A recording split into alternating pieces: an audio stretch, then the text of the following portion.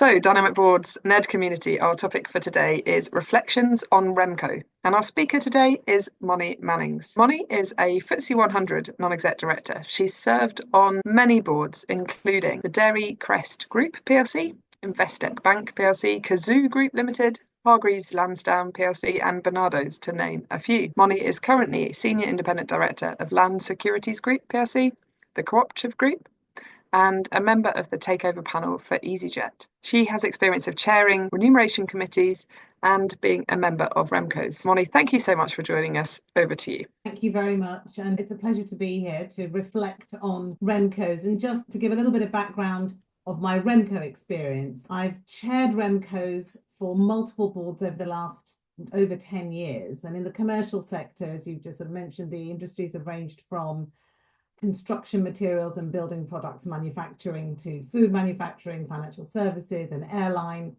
real estate development and retail. And in the public and voluntary sector organisations, they've been major national charities, industry regulators, and also a university. And the reason I mention all of that in the context of RemCo is that despite all the differences in the organisational structures and the sectors that those bodies have been in, there are some key principles relating to remuneration that have remained the same, whatever the nature of the organisation. And it's important to sort of draw those out from the relevant sectors that one might be in. But before we get to those principles, I think it's important to put something of a framework around my talk about RemCos. And then I'm inevitably largely going to draw my listed company experience, but many of the principles, as I said, equally apply to public and voluntary sector organisations because they do draw some of that learning from the corporate governance code that applies to listed companies. So in terms of the framework, and I'm not going to go into the rules and regulations, but in broad terms, at its most limited, usually the key responsibilities of a RemCo are to decide the pay and outcomes of the executive directors who are on the board, usually the CEO, CFO, and sometimes the COO. Usually it's to have oversight and quite often approval of pay outcomes for the executive committee, the committee that supports the CEO and the CFO. Quite often they look at the gender pay gap data and have a sort of oversight over wider workforce pay outcomes. Very occasionally, there's a wider remit that can sometimes sit in the RemCo, and that's for people and culture and workforce engagement, but it's not that frequent. So when you look at those responsibilities, in my experience, the typical method for discharging those core responsibilities is to set annual objectives and targets for the executive directors, and typically they flow down into the ExCo as well. If relevant, depending on your organisation, to set medium-term performance measures and targets as well. Then to do an evaluation at the end of the relevant year, determine the payout, exercise discretion if that's appropriate, and then do the reporting at the very minimum to the board, and then to whatever the wider community is, depending on your regulatory and disclosure regimes. And so those are the responsibilities, that's the framework. But within that broad and, to be frank, fairly obvious framework, there lie a range of approaches and a huge amount of judgment, compromise, balance, and balancing actually potentially very competing interests. So I think it's really important when you find yourself on a remuneration committee or chairing it, or even being a board member when you're getting a report back, it's really important not to get fooled into thinking it's formulaic, even if there are formulas, or that it's just about doing the maths for the outcome. What lies behind is really important to understand. With that in mind, I think it might be useful just to give what my approach has been, both as a remuneration committee member and as a chair, and what are the core principles that I apply. And I think there are others that do this as well, but obviously I can only speak from my experience. And I think the first thing to say, Sarah, that you did mention that I was also on the board of a US company, is we call it remuneration, not compensation. So US companies sometimes call it compensation, and there is a subtle difference. So if you think about it, compensation makes it sound more like, I don't know, somehow a reward for recognizing some loss or some suffering or deficit. You know, I gave you my time, you must compensate me for that time. I gave you my efforts, you must compensate me. Whereas we call it remuneration, and I only make that point because there is something subtle in that. And remuneration emphasizes reward for what you've done and incentive for what you've done. But to my mind, there is a slight difference in that. And I use that sort of sense of incentive and outcomes as part of my thinking. So my primary objective when it comes to remuneration outcomes is that they are fair and that they are defensible, so that they're not random and objective and that they're not just favouring one, that they are fair and that they're defensible. And that's what really highlights the sort of the judgment part, the compromise, the balance part. And the way I go about it is to have a sort of, broadly speaking, a 4-step approach. And I've explained this to investors, I've explained this to the board so that people understand how the remuneration committees that I chair go about it. And my starting point is the board approved strategy and priorities for the year and for the medium term. If that doesn't exist, first of all, make sure it does, because if you're on the board, there need to be, you're trying to deliver on an endeavour. But if they're not clear, if you can't tell what they are, if they're muddled, then it's going to be really hard to build a remuneration structure that aligns with that. So you start with understanding what it is and really what the priorities for the year and for the medium term are. And then you look at, is everyone clear, the board and the executive, on what the key performance indicators and outcomes are that show that the strategy and the priorities are on track? Do we know what the key measures will be to say whether it's profit, whether it's return on investment, whether it's impact in your, however you measure impact with your charities or voluntary sector, whether it's a public sector outcome, is it clear what one's trying to achieve and how can one measure that? How will we know? And those are really board level decisions and outcomes. And if it's not clear to you as a RemCo member or as a RemCo chair, it's really important for my approach to make sure that work is done. And then using those, I build or adjust the remuneration structures that might already exist and the incentives that exist to reward, so that they actually do reward the agreed target outcomes that we're looking for and the target objectives that we're looking for, so that there's alignment, so that everyone is incentivized to do the thing that the whole organization has set out to do. And then only then, as a 4th step, do I tend to do a really necessary sense check against the views of relevant stakeholders, whether they're investors or colleagues or customers, beneficiaries, the regulator and wider society. There has to be that sense check. It is possible to go down, this is our strategy, this is what we're going to do, these are the maths, here's the thing. And you think, hang on, but does it make sense to the other stakeholders? But I wouldn't start with that as a starting point. I would tend to come back to that as a sense check. Now that's my approach. But I have seen other approaches, and I think it's worth just highlighting what, the other extreme, what I've seen. And that is for RemCos or RemCo chairs to say, well, where are we now? What is the structure right now? What does it look like right now? How can we tweak it to give management what they're asking for, so that we keep them incentivized and so that we make sure that they're not put out and, so it starts from a different place. Where are we now? What do we have to do? What's the minimum we can do?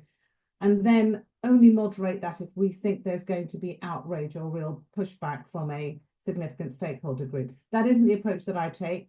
It is an approach I've seen, and I guess it's for you to judge what would work in the circumstances that you might find yourself in.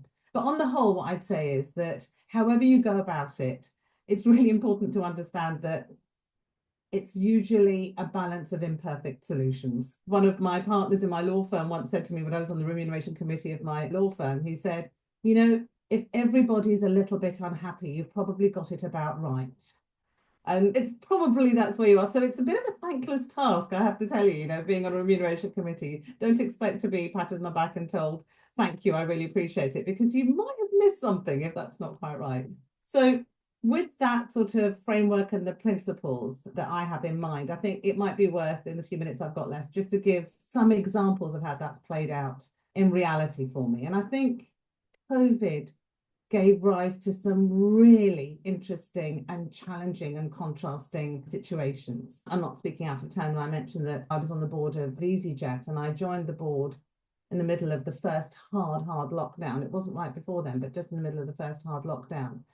The airline had been completely grounded, and in that first 3 months, completely and utterly grounded for those first 3 months. Some of our colleagues were furloughed, including obviously the cabin crew, pilots, and most of our engineering staff and the flight centre staff because there was no flying.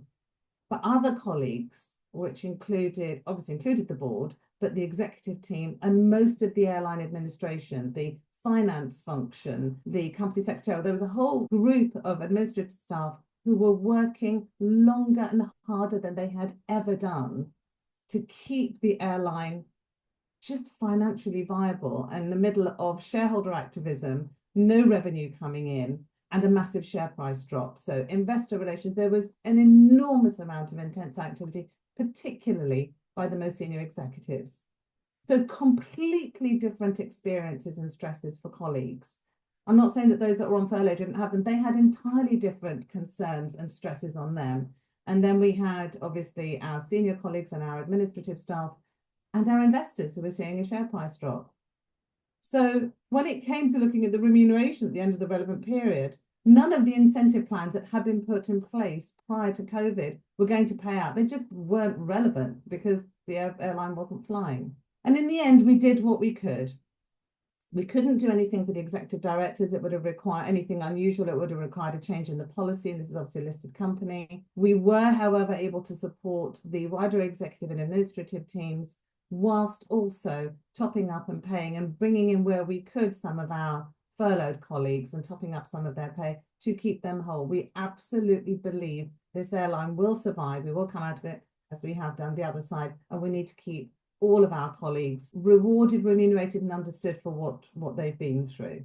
Later, because of course we were able to do things for some colleagues, we weren't able to do very much for the executives. We then changed the remuneration policy, and it was really important to me that if an event like this can occur and one cohort is completely disadvantaged, we need to have a different structure. And so we actually put in a different remuneration policy that could smooth out the real ups and downs that happen in an airline industry. By contrast, one of my other boards, which was a FTSE 100 savings and investment platform, while most people were at home, either forced to be at home or were working from home, many became what were called, sort of keyboard traders, much more actively involved in their savings and investments, and if they had shares or if they were saving, and very active on our platform.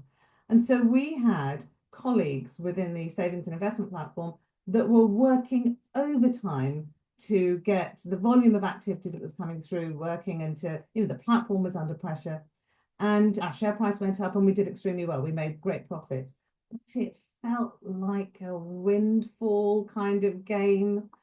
The formulaic outcome was going to pay out as a maximum.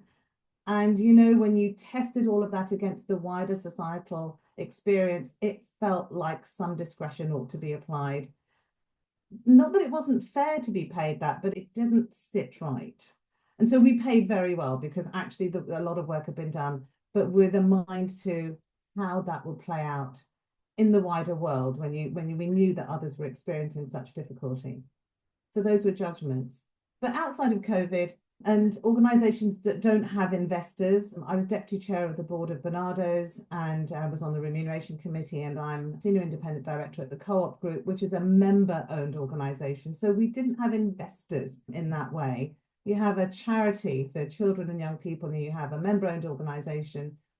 And the challenge in both is always how to balance attracting, retaining, incentivizing and motivating really high quality people in your organization in a context where there is a pervading sense that higher pay for senior colleagues somehow takes away something from beneficiaries or the social purpose, that somehow you ought to pay less because you're doing it for a wider purpose.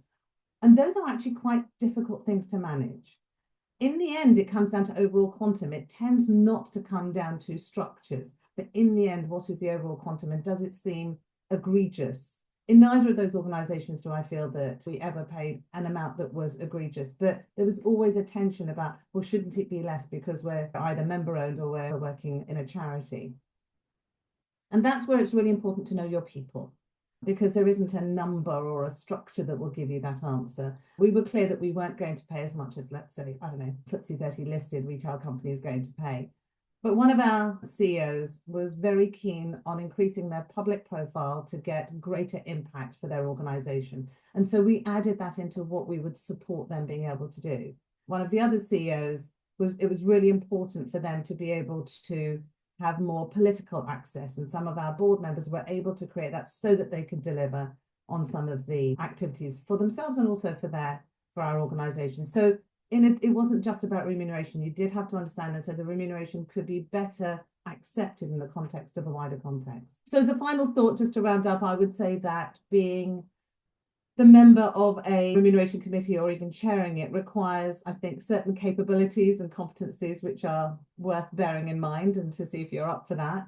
And I would say they include, I think, first and foremost, resilience in the face of often emphatic and quite well articulated, but emotional resistance. I think a strong intellect capable of dealing with complexity and ambiguity at the same time, where there isn't always a right answer.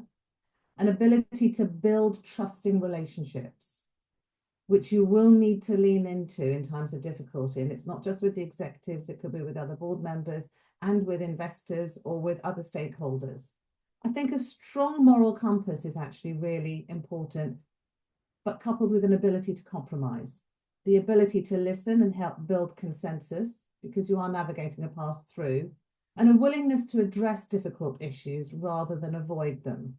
I've definitely been on remuneration committees where the difficult issue has been avoided and I've taken over, and that's where it then lands, which does mean that good advocacy skills can be very important, particularly with wider stakeholders. And wrapping all of that together, I think a healthy sense of humour just to get through it. It's fascinating. Don't take yourself too seriously, and the outcomes will be the outcomes. I hope that's been useful. Thank you. Moni, thank you so much for your time. I really appreciate you coming to speak to us. And I know many people will watch this on Catch Up as well and really benefit from your insights. So lots to discuss in breakout rooms. I will share my screen and you can see the questions that we've got for today. So how do you manage stakeholder perceptions? How have you found establishing fair and financially sustainable outcomes? And how do you evaluate performance and its role in delivering strategy and creating culture? So we'll take a few minutes now before we jump into breakout rooms.